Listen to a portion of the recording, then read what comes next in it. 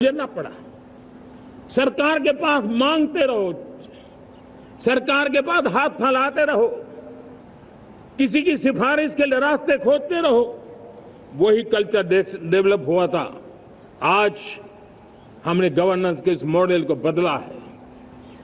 आज सरकार खुद लाभार्थी हितार्थी के पास जाती है।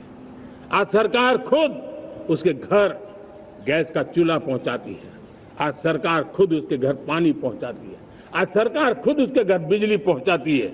आज सरकार खुद उसको आर्थिक मदद दे करके विकास के नए आयामों को सर करने के लिए प्रेरित करती है, प्रोत्साहित करती है। आज सरकार खुद नौजवान के स्किल डेवलपमेंट के लिए अनेकविध कदम उठा रही है। साथियों, बड़े रिफॉर्म्स के लिए हमारी सरकार बहुत ही प्रतिबद्ध है और हम इसी के द्वारा देश में प्रगति की राह को चुनना चाहते हैं। साथियों, देश में नई व्यवस्थाएं बन रही है। देश को आगे ले जाने के लिए अनेकविध नीतियों को, अनेकविध पॉलिसीज को निरंतर बनाया जाए और नए सिस्टम पर देश का भरोसा भी बढ़ता रहता है, निरंतर बढ़ता रहता है।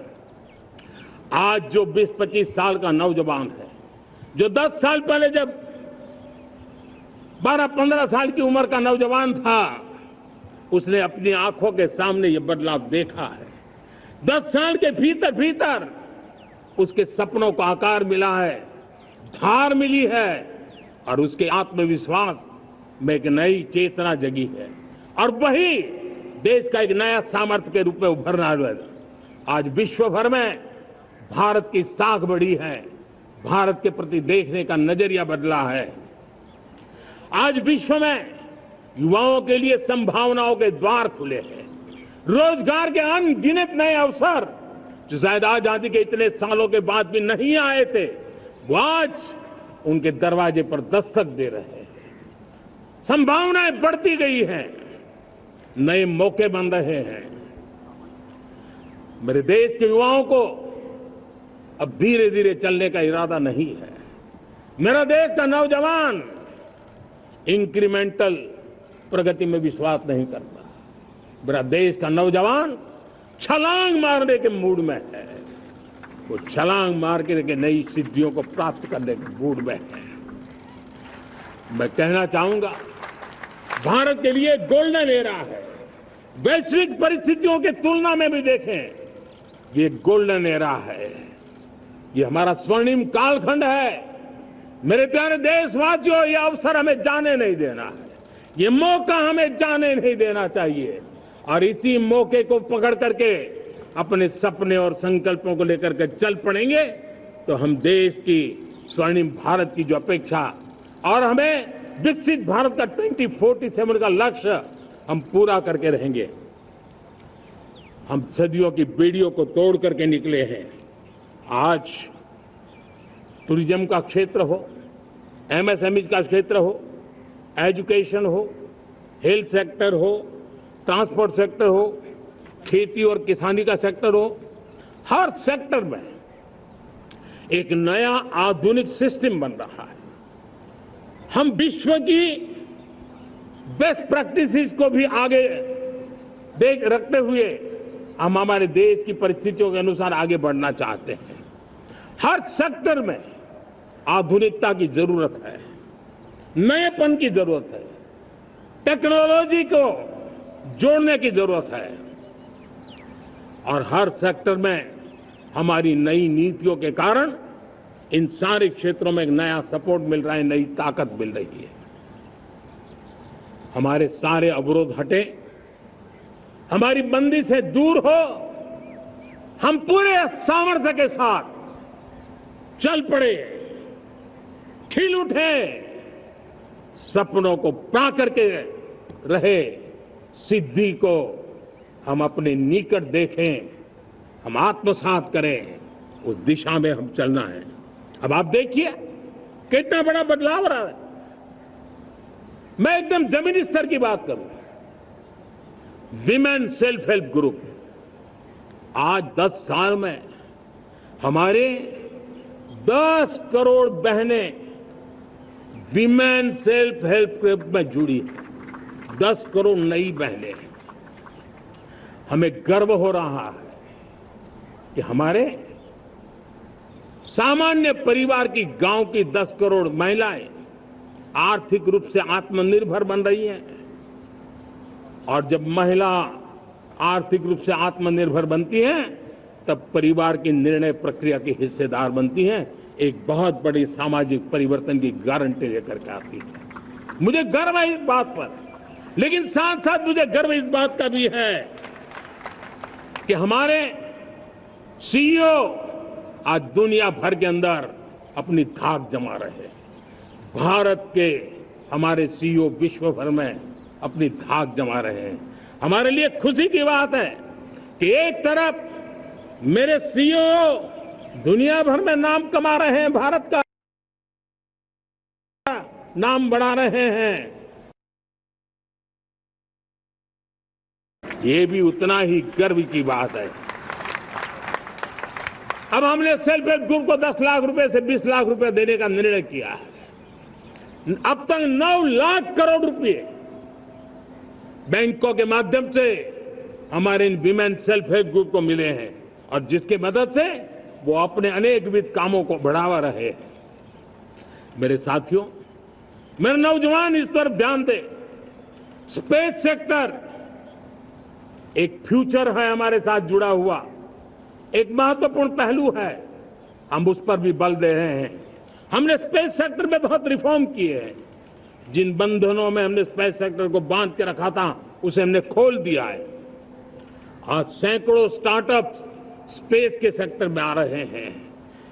वाइब्रेंट बनता जाता हमारा स्पेस सेक्टर भारत को एक शक्तिशाली राष्ट्र बनाने का एक महत्वपूर्ण अंग है, और हम इसको दूर की सोच के साथ मजबूती दे रहे हैं। आज private satellite, private rocket launch हो रहे हैं। ये गर्व की बात है।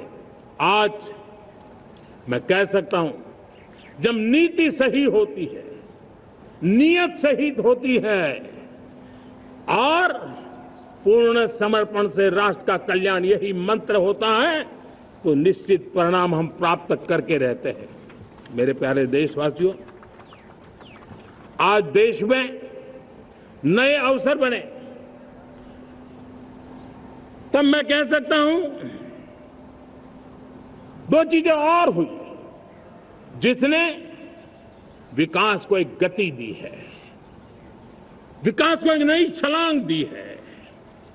और ये है, पहला है आधुनिक इंफ्रास्ट्रक्चर का निर्माण। हमने इंफ्रास्ट्रक्चर को आधुनिक बनाने की दिशा में बहुत बड़े कदम उठाए हैं। और दूसरी तरफ सामान्य मानवीय के जीवन में जो बाधाएं हैं, ईज ऑफ लिविंग का हमारा जो सपना है, उस पर भी हमने उतना ही बल दिया है।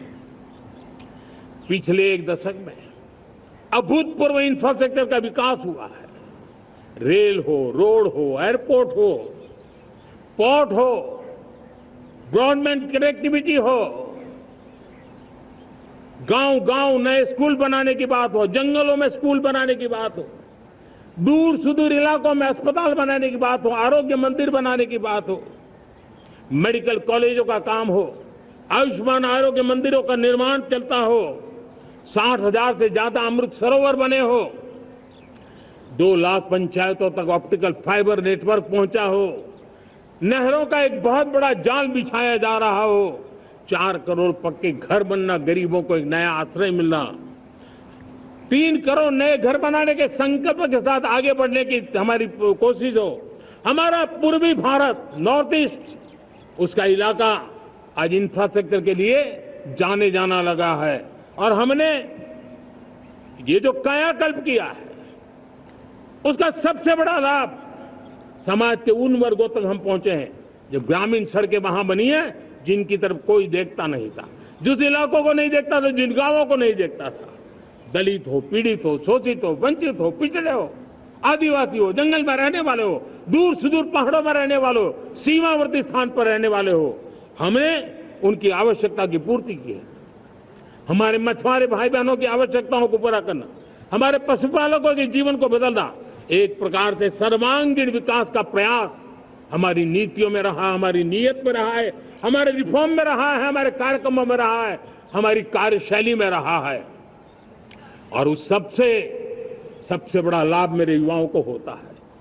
उनको नए नए अवसर मिलते हैं, नए नए क्षेत्र में कदम रखने का उसके लिए संभावनाएं बन जाती है। और वही तो सबसे ज्यादा रोजगार दे रहा है। और सबसे ज्यादा रोजगार प्राप्त करने का अवसर इन्हीं समय में उनको मिला है।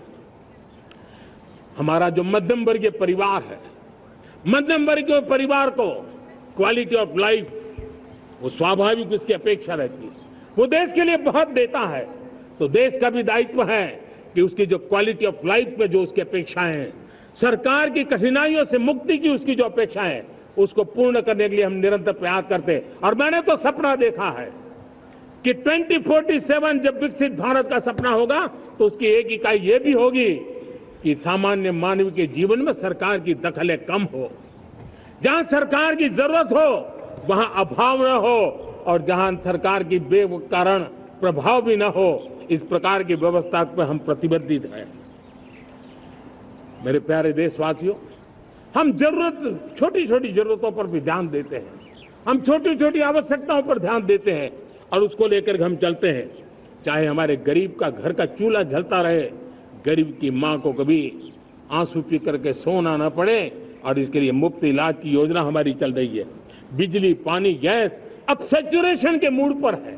और जब हम सैचुरेशन की बात करते हैं वो 100% होता है। जब सैचुरेशन होता है तो उसको जातिवाद का रंग नहीं लगता है। जब